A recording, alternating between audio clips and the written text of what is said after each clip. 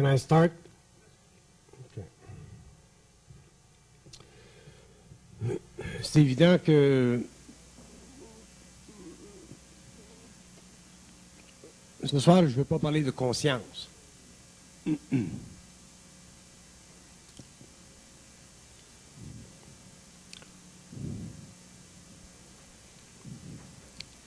Le projet de Costa Rica, c'est un projet que je mûris depuis des années, même avant que j'ai commencé dans le public.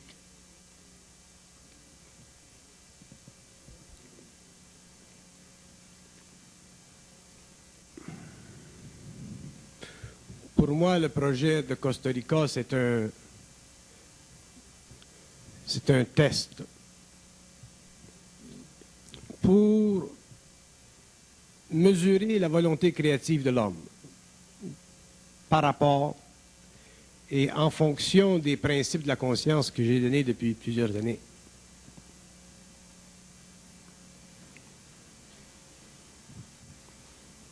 Le projet de Costa Rica, c'est pour moi une rampe de lancement. C'est une façon pour nous, les gens qui ont une certaine conscience, un certain savoir, de pouvoir mesurer jusqu'à quel point, sur le plan matériel, on est capable d'intégrer une énergie créative qui a été libérée, jusqu'à quel point on est capable de faire le lien entre le monde de la matière et le monde de l'esprit. Dans ce sens, le projet de Costa Rica, c'est dans le cadre de ma pensée un moyen créatif, embryonnaire, original, de faire éclater ce que j'appelle la pauvreté. Il y a énormément de volets à l'évolution de la conscience, il y a énormément de volets à l'évolution de l'intelligence, il y a énormément de volets à la capacité de l'homme. Pendant l'évolution, l'homme, le monde de la matière, a été régi par des forces qui unifiaient à la fois la passion, la concupiscence et aussi la bonne volonté. Les civilisations ont été basées sur l'éloignement du pouvoir des masses humaines, mais aussi sur l'utilisation du pouvoir à travers les masses humaines.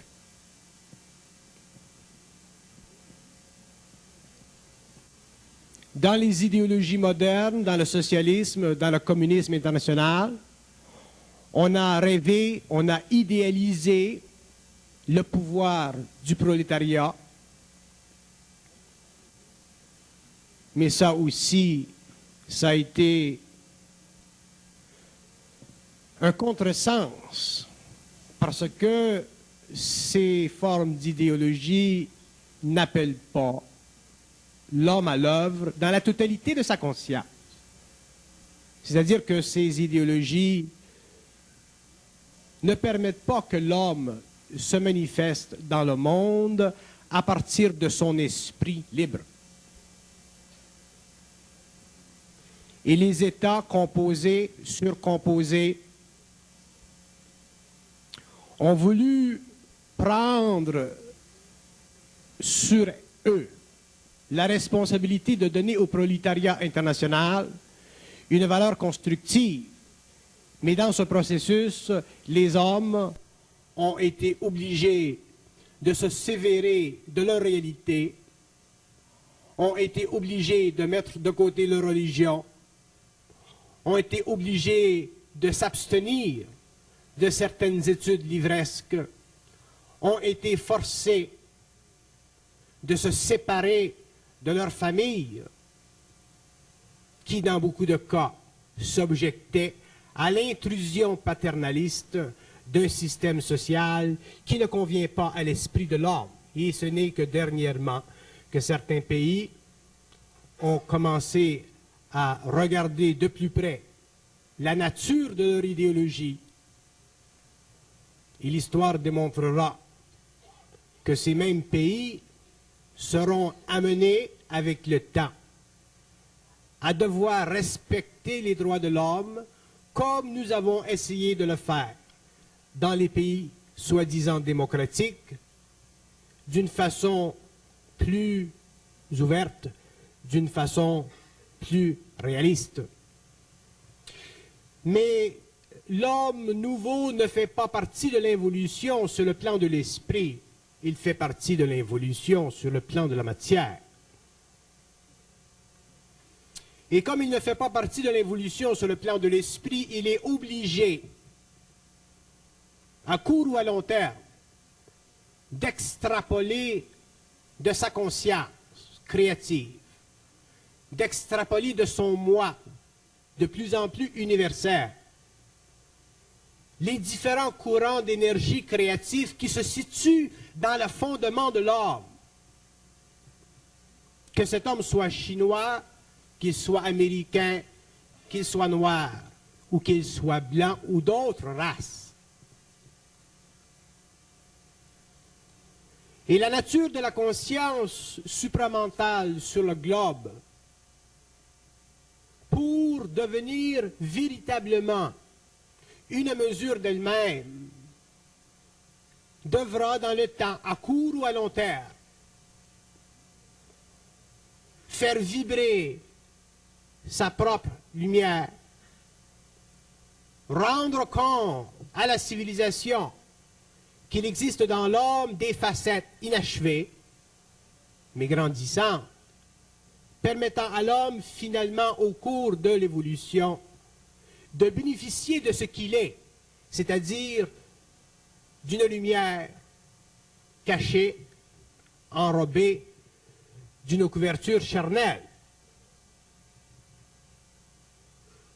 Le projet de Costa Rica, s'il fonctionne, il fonctionnera non pas parce que moi je veux qu'il fonctionne, parce qu'aujourd'hui je n'ai plus les forces que j'avais auparavant. Je n'ai plus l'intérêt que j'avais auparavant. Mais il fonctionnera parce que des hommes, des femmes, des jeunes, des êtres plus avancés en âge auront finalement réalisé que vient un moment dans la vie où lorsque l'homme prend conscience, où lorsque l'homme s'éveille à sa réalité, vient ce moment dans la vie où il doit prendre sa place parmi les nations, parmi les peuples et aussi parmi ceux qui détiennent le pouvoir. Autrement dit, il est donné à l'homme d'esprit de pouvoir aussi sur le plan matériel bénéficier d'une certaine façon de vivre qui a longuement convenu à des races ou à des groupes ou à des sections d'humanité plus privilégiées par les lois karmiques, mais néanmoins responsables au niveau de l'action de ces mêmes lois.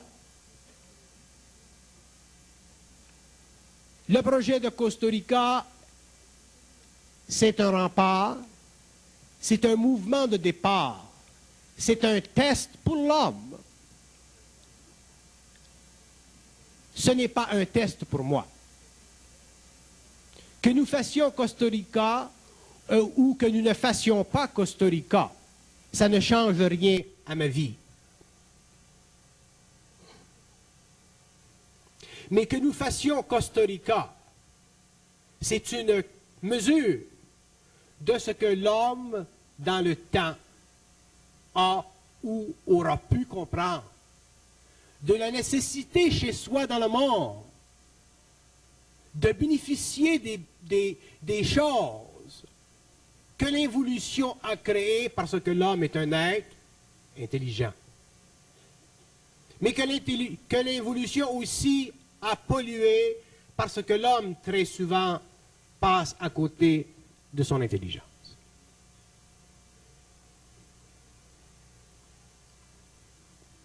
Le projet de Costa Rica, s'il fonctionne, me permettra de prendre conscience d'une certaine signalisation, c'est-à-dire d'un certain état de préparation, de capacité. Un état de capacité qui, suite à ce projet, nous permettra dans le temps de créer des conditions microsociales où l'homme sensible pourra, en parallèle avec le monde évolutif, ses structures, vivre, s'amuser, créer et jouir de la présence et de la permanence de son intelligence créative.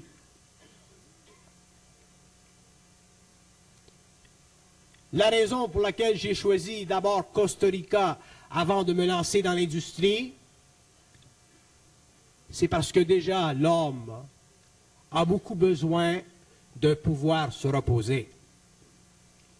Déjà l'homme a beaucoup besoin de pouvoir se réunir avec d'autres hommes dans une atmosphère, dans une ambiance qui convient à une mentalité qui n'est pas très vaste sur le globe.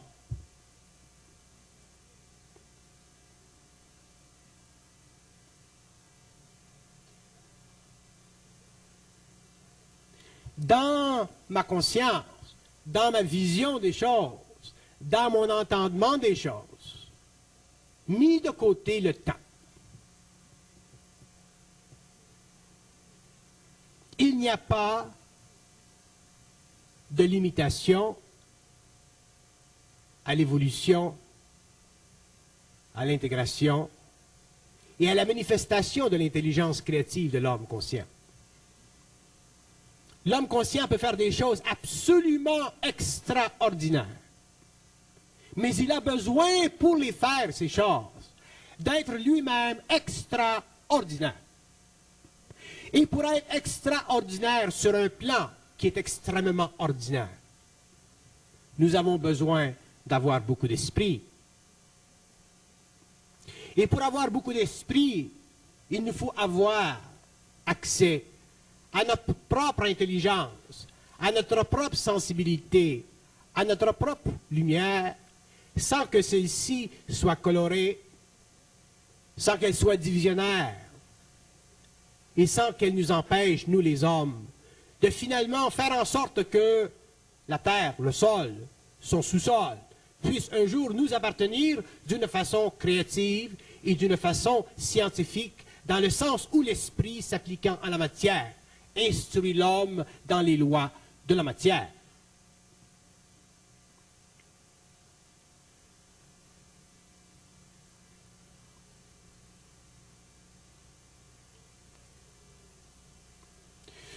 Je sais que le temps, mon temps public, doit tirer à sa fin.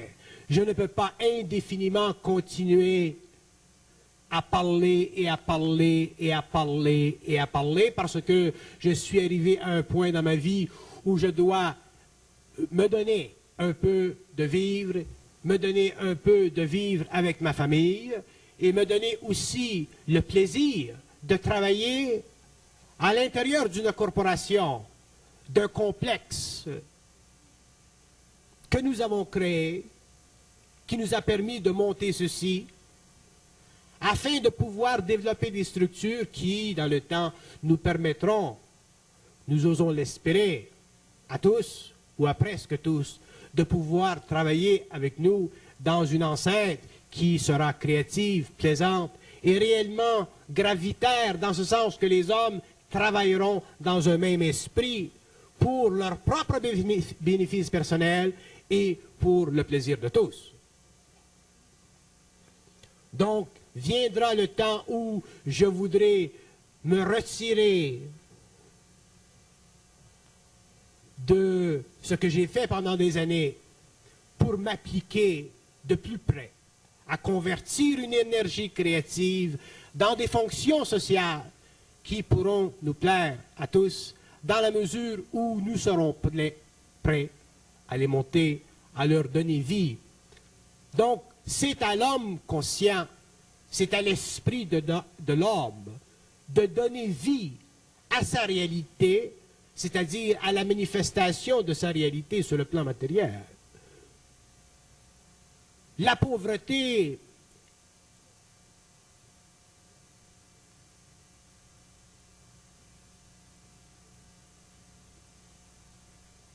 c'est de l'impuissance. Je suis fatigué de voir dans le monde les fils bien-nés participer d'une façon royale à ce que la terre peut leur offrir. Je suis fatigué de voir les gens vivre le jet-set, le plaisir, alors que des milliers de personnes sensibles qui se cherchent ne connaissent que la pauvreté ou des aspects plus ou moins glorieux de la petite richesse. Donc, viendra le temps dans l'évolution où l'homme conscient aura mis fin à l'absence d'abondance sur le plan matériel. Et dans ce temps, il aura compris suffisamment les lois de son propre psychisme pour finalement faire jaillir de lui cette puissance créative qui fait de l'homme nouveau un être total, un être qui est bien dans sa peau, mais non pas simplement bien dans son intériorité, mais aussi bien dans le monde.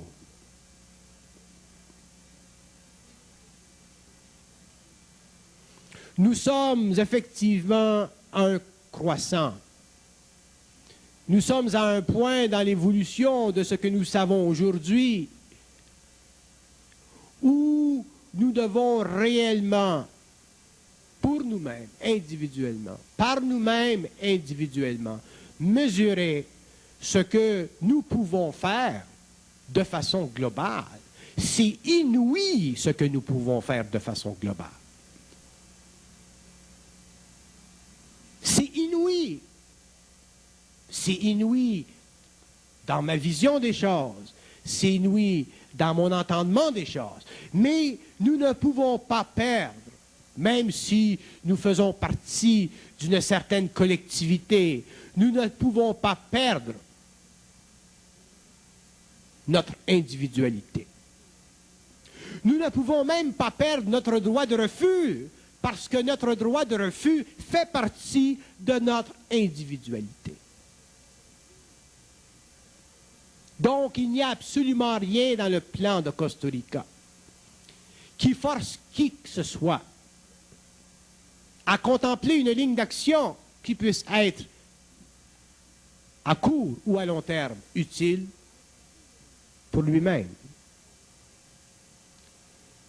Mais d'une façon collective, créative et à la fois individuelle, nous devons regarder cette opportunité que nous avons créée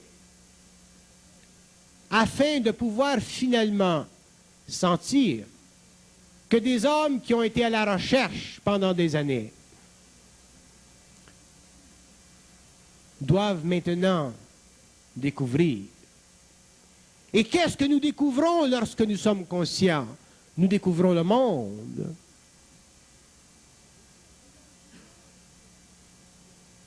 Un homme qui est conscient découvre le monde, pour le moment le monde matériel. Un homme qui est conscient, qui s'est déjà fixé dans son identité, n'est plus intéressé à se découvrir, Il s'est découvert, il s'est fixé, il s'est placé. Maintenant, il doit découvrir le monde. Il doit travailler dans le monde. Il doit faire vibrer la forme dans le monde. Et c'est ça que la conscience créative fera d'une manière ou d'une autre, à plusieurs ou à moindres exemplaires. Nous devons remarquer que tous les séminaires, tous les contacts avec les hommes ont été faits pendant des années d'une façon ouverte. Jamais de choix, excepté dans des conditions particulières, n'a été fait pour restreindre l'accès à ce que j'avais à dire. Donc, les gens étaient libres. Les gens sont venus parce que les gens étaient rendus à un point où ils avaient besoin de sentir, de percevoir, de reconnaître certaines choses qui faisaient partie de leur devenir. Évidemment, ce n'est pas facile de vivre une science du mental dont le but fondamental est de briser le lien entre les forces évolutives qui ont manipulé l'homme pendant des siècles et l'amener finalement sur le terrain neutre de sa propre volonté intelligente. Donc, c'est naturel que l'homme ait, ou dans l'avenir, vivre de profondes transformations face à une science qui n'est plus fondée sur la mémoire de l'homme, mais issue de sa propre lumière. Donc, si nous regardons Costa Rica, le projet de Costa Rica, que toute l'équipe a si bien monté, nous devons voir dans ce projet l'ébauche, non simplement d'une forme que nous pouvons aujourd'hui cristalliser, mais l'ébauche d'un devenir, parce que pour moi, lorsque Costa Rica sera rendu dans sa forme, s'il devient forme, je serai déjà en train de regarder autre chose. Mais je ne donnerai jamais à personne, ni même aux gens les plus près de moi, tels que ma femme, l'opportunité de savoir si Costa Rica va se faire ou non. Personne, ni les gens dans la corporation, ni vous, mes amis, ne seront dit de moi qu'il va se faire ou qu'il ne se fera pas. Je n'utiliserai jamais ma voyance pour prédisposer psychologiquement les gens que je connais, les gens que j'aime et les gens que je respecte profondément à une forme de perception qui est la mienne et qui pourrait facilement, à cause de notre lien, les attoucher d'une certaine façon et leur forcer la main. Jamais je ne forcerai la main à qui que ce soit parce que je suis un homme libre. Et je respecte la liberté de l'homme. À cause de ma situation, je peux faire des choses, je peux faciliter des choses, je peux trafiquer facilement avec des formes. Mais ce n'est pas à moi de donner naissance à ma vision, c'est à vous. Ce n'est pas à moi de me présenter comme visionnaire, c'est simplement à moi de participer à une vision qui, quelque part dans le temps, quelque part dans le psyché de tous, est valable, dans ce sens que nous avons tous besoin de vivre, de nous reposer et de bénéficier de certains attraits qui seront expliqués par Donald Moses plus tard, parce que dans le fond, nous sommes des hommes. Dans le fond, nous ne sommes pas tous privilégiés, mais dans le fond, nous pouvons créer le privilège. Donc, c'est à nous les hommes de nous créer le privilège. C'est à nous les hommes de nous créer notre propre privilège si nous n'avons pas été, par la naissance et par les astres, privilégiés. Et elle est là la différence entre l'homme de l'involution et l'homme de l'évolution. Il est là essentiellement mon message. Ce que les forces, les dieux ont empêché ou ont retiré de la conscience de l'homme pour l'expérience de l'âme, chez l'homme conscient, chez l'homme nouveau, il ira chercher lui-même ce que par incarnation, ce que par mémoire, ce que par réincarnation, il ne put goûter parce qu'il y avait une partie de sa vie qui devait être testée afin de voir jusqu'à quel point l'esprit pouvait se justifier dans la manifestation créative d'un mental égoïque, conscient au-delà de la forme, qui fut celle de l'homme involutif, aveugle et ignorant. Donc, le privilège de la vie, l'homme nouveau n'attendra plus après lui. Le privilège de la science, l'homme nouveau n'attendra plus après lui. L'homme nouveau créera les conditions sur le plan matériel pour faire vibrer en lui toutes les forces rayonnantes de sa conscience créative, et elle est là la différence entre l'homme ancien et l'homme nouveau. L'homme ancien est venu sur la terre, il a vécu une vie dans l'aveuglette. Il a vécu une vie dans l'aveuglette autant sur le trône royal que dans les abîmes de la pauvreté. Les rois souffrent de leurs courtisans, les pauvres souffrent de leur impuissance.